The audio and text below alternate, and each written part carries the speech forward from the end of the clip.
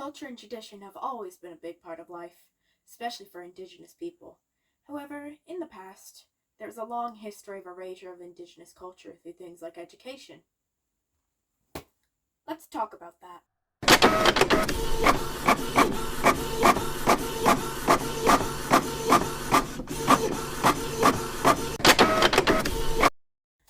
Let's go back to the late 1800s.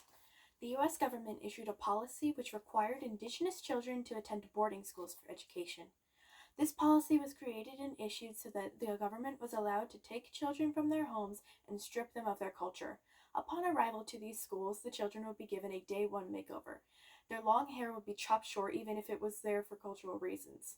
Their traditional clothing and medicine would be burned. It was a culture shock and scarring to any children that experienced it. Children had American practices shoved down their throats, being taught in no language other than English. They'd be punished for speaking their home language, which included being beaten.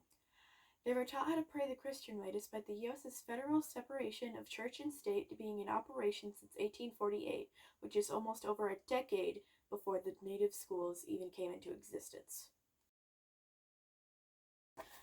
This kind of whitewashing education continued through most of the 20th century, finally ending in the late 1900s. This means that the U.S. government was embracing Indigenous culture for almost 100 years. The result, as one would expect, loss of tradition, especially language.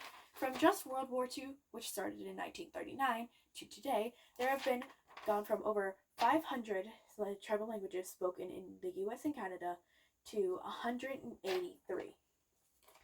That is 371 losses of language in 84 years. Not to mention that only 20 of those 183 languages are spoken by Indigenous children.